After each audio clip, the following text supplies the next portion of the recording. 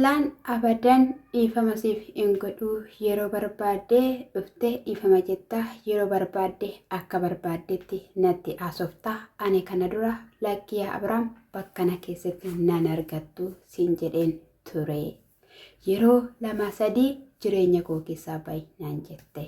Ashamaa akkam jirtu nagaa keessanii hordoftoonni Qeddoo YouTube marti keessan sinan jaaladha. Sinin jecha like, subscribe, comment gochuudhaan na jabeessaa sinin jechuun jaaladha. Akkam jirtu immoo in jajjabaattu hojii sinin jechuun jaaladha. Ayyee jabaadhaa sinin jedha. Egaa jechuudha kaayyoon giruubii daanii fa'ii jechuudha. Kana ture jechuudha. Nama kana qobaatti hambisanii yaaddootti galchanii dhiphina sammuutiin qabanii jechuudha. Maraachuudhaaf jechuudha. Saggaa dubbachuudhaaf kun baay'ee nama gaddisiisa jechuudha. Egaa Hermeellaanii dhugaadhaa waan baay'ee baattee waan baay'ee jedhamteetti lafa ishiif hin taane iddoo ishiidhaaf hin taane dhaabbachuudhaan jalqabumarraayyuu kaatee jechuudha. Abiraamis immoo gaafa roottaa kottuu aniifatii walitti deebineetu jireenya keenya jiraannaa mucaa keenya guddifannaa gaafa ishiin jetteeni isa kanaadhaanii chaawu. Sin barbaadu jedhan jechuudha. Keessumattiyyuu yeroo isa ammaa kana dirqamadha. Qoricha obaastee dhugaatiin mattee jaanjistee viidiyoo irraa waraabdeetii haa jennu. Garuu yeroo guttaa jira jechuudha. Sosobdee mucaadhaan qabdee jechuudha. Innis immoo dhugaatti fakkaatee haala sanadhaanii nama isa jaalatee akkasumas immoo bu'aa bayii baay'eetti ba'a kennaa garaagaraa kennitee fi ofitti sosobaa ofitti sissaa jaalala malee jibba agarsiisteen beektu baasawee jechuudha. Hermeellaan Abiraamitti jechuudha haa ta'uyyuu malee jechuudha. Egaa sanarraadhaan kan ka'e innis sin barbaadu jedheen jechuudha. Yeroo darbis immoo akkasitti dhaandaanii fuulduratti roottaa fuuldurattis akkas jedhe jechuudha. Nama fuulduratti immoo dubartiin kun ofii jaalattee dhuftee namni hundumtiyyuu lafa siif hin taane dhaabbatte jedhaniini namni kamiyyuu yaada itti kennitu jira ishoo baga jedhanii jechuudha. Ammas immoo egaa wajjiniin baranne roottaan wanti ishiin gochaa jirtu kun gaarii miti bareedaa miti gochaan ishii kan jedhu mucaa jechuudha. Isaan waamee Abiraaminis waamee akkasumas ishillee waamee jechuudha. Akkasiin lafa keessan kaleessaatti deebitanii jaalaladhaan waliin jiraatanii barbaada jennaan Abirahaamii dhugumaan dhiifama naa goote jedhee waan yaadu hin qabu. Haani sababni isaayyuu immoo baay'een ishii gaddisiisee hangana kan hin jedhamne keessiin ishii gaddisiiseef immoo atiyyuu ni beektaa kanii inni jedheen jechuudha. Egaa viidiyoo harkatti qabachuudhaan rakkoo hin qabaatu. Kallattii hundumaaniyyuu ishisiin jetti waliin tasgabbooftanii jaalalaan akkasiin jiraattanii fi lafa kaleessatti akkasiin deebitanii oma shakkii tokkoo fi sodaa tokkollee hin qabu jedhe mucaan jechuudha. Egaa waaqayyotu beeka haa ta'u garuu ati haasofsiisii jedheeni innis immoo na haasofsiisa tolee rakkoon tokkollee hin jiru jedheen jechuudha. Gidduu kanatti jechuudha Hermeellaan yeroo dhuftutti Abiraamidhaan የኔ ውድ ከንጀቻ ቱርት የኔ ፍቅር የኔ ሸበላ የኔ ብቻ ስትል የነበረች ኤጋ ኢሰዲስቴ ሙጫሳ ሰናን ሰዋሜ ሰናዳን አጤሮ ጨበጡቲ ዱብሱ ኢስ ጋፋሽን ኢስቱ ዱብሲኒ ሺ ኢሳሲ ማሊፍ አማል ጀቹ ኤርሜላ ዱብሲ ኤኒ አከሱማን ግዱማን ጀቹዳ ኦፊቲ Kani egaa inni qabee jechuudha malee ishiin hin barbaanne nagaa waaqayyooyyuu isa gaafachuu jechuudha. Ergasii wanta inni bilbileefis akka hin jirre jechuudha kan ishiin dubbatte jechuudha. Bilbilli koo ishee harka jira maalidha moo bilbila keetu ishee harka jira maaliif naan bilbillee anumatu yeroo hundumayyuu dadhaba malee ati lakkaa edaa nafaana miti kan jirtu anatu dhama'a malee jetteen jechuudha. Yeroo kana keessattis Ermii ani waan baay'ee keessa kan ture hin beektaa yaada nani keessa ture jedheen jechuudha. Ishiinis immoo haa ta'u baqqaa'ee ani kan hin barbaadu ammaa booddee ati jireenya kee jiraadhu anis jireenya koon jiraadha. Yeroo feete kootu naan jette yeroo barbaadde immoo baay'inaan jechuun matumayyuu si hin barbaachisu anis hidhaaf waan baay'ee ta'eera.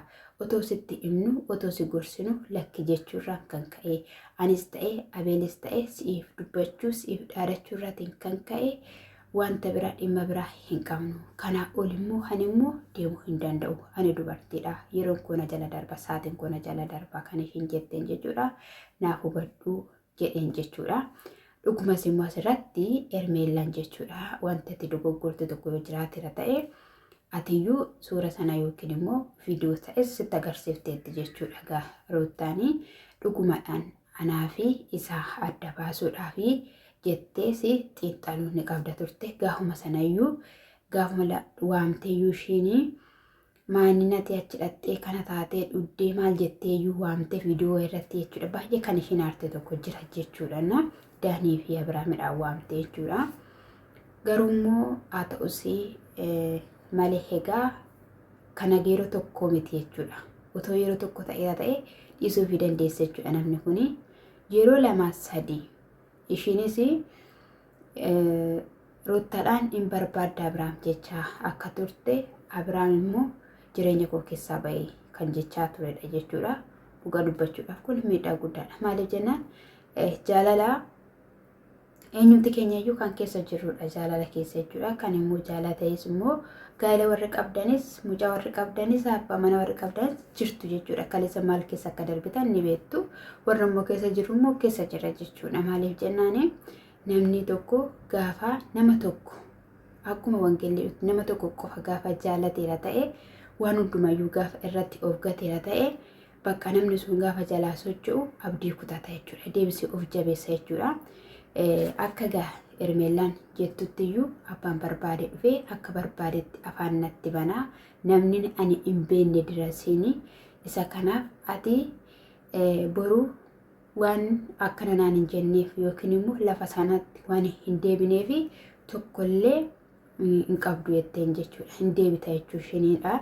Dhuguma Abiraam dhaabbataa miti. Fakkeenyaaf Abirahaam Ruuttaarraa gargar bahee gargar hin baane ammayyuu taanaan jechuudha.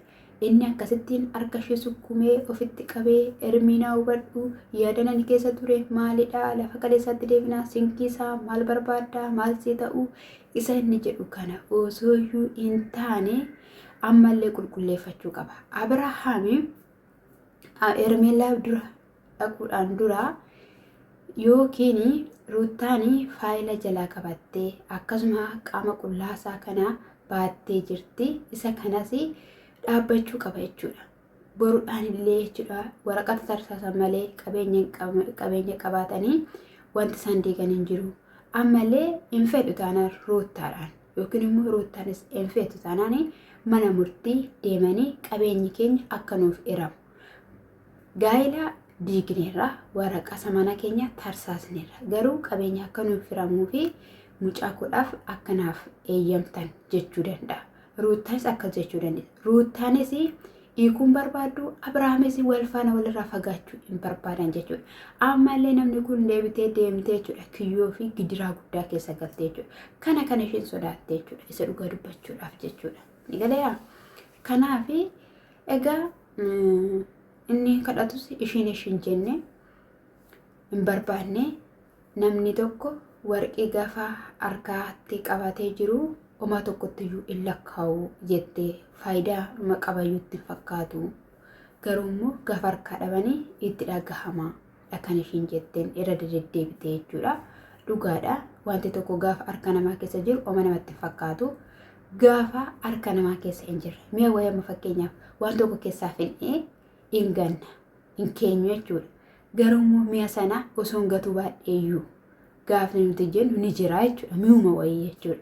Akkasuma jechuudha namnis jechuudha. Kanaafiyyuu yaadni kee gaariidha. Ermeellaan hin diddu. Garuu immoo dhaabbattee yaada isaa hubachuu akkasumas immoo murtoo isaa hubachuudha. Amma akka kiyyatti dhiifama gochuufiyyuu hin qabduun jedhan akka kootti Abiraamidhaaf. Abiraam of danda'ee dhaabbachuu qaba. Waan tokko gaafa dubbatamuu fi namatu dubbataaf darbe. Sini galeera malee inni hin dubbatu. Mucaa sanaan illee wajjiniin haasawaa jedheeniiti kan inni biraa deeme jechuudha. Gaafa sana ani hin barbaadu qubaa kooti jettee na waamtee ani isaaf dhiifama hin godhu hin barbaadu akka barbaade na godha nama biratti iddoo naaf hin kennu na tuffachiise kan ishiin jetteetoo jirtu jechuudha. Dhuguma har'ayyuu dhiifama gooteef boru lafa sanatti wanta deebi'uuf dhaabbachuu qabdi, ilaaluu qabdi, innis of ilaaluudha jechuudha. Amma immoo dhiifama gochuun iyyuu yookiin immoo walitti deebi'uun iyyuu isaan hin barbaachisu. Wanti hojjetamaa jiru wanta jiruuf jechuudha. Isinii galeera. Waan hojjechaa jiran qabu waan ta'eef Meerii, Daanii, Ruutaa akkasumallee Buraan jedhan sunis akka ta'aa jiru jechuudha. Bitaniiru jechuudha. Ani waatti godhan ta'uu waan isaan hin beeku. Isa kanaafiyyuu dhaabbachuudha jechuudha. Ammas hin bukaayina, tasgabbaa baqa. Abrahaam immoo akka bishaan gabatee keessaa hin godhatiin. Yoo dhuguma araara barbaadde nama kana faana jiraachuu barbaadde ta'e guutumaan guutuutti wajjin hin jiraachuu barbaade. Yookiin immoo qaxiidhaan qarxamee isaa kutaate jechuudha. Maatii keessanis aara galfachiisaa, hordoftoota keessanis aara galfachiisaa, nama macheessina, nama dadhabsiisina. Dhugaa dubbachuuf jechuudha. Kaleessa galgalaan laayifii irratti jechuudha. TikTok irratti sina ajaa'iba shamarran hordoftoonni isaanii waan isaan haasawaan jechuudha. Warrumti YouTube irraa dubbattanii maaluma jettaniitu irraa dubbattu, maal irraa barattaniitu jirtudhanii takka Buziyyaa baaru, takka Ruutaa baaru, takka Abrahaam. Abrahaamii akkanatti ejjuun hin danda'amanuun jedhee akkaataa ittiin ejjamu gaa'ela irratti nutti agarsiisaa jira. Buziyyeen immoo gaa'ela obboleessa gidduu galanii haadha manaa obboleessaa akkatti arrabsanii namatti agarsiisaa jirti. Gaa'ela jechuun kabajamaadha. Abbaa manaaf haati manaan yoo wal lolaniiru ta'e kaameraan osoo hin taane obboleettiin isaa yaada qabdu walitti galchitee haala sanaan araara buusteetoo waliin jiraachiftiidha kan eegasan jedhan.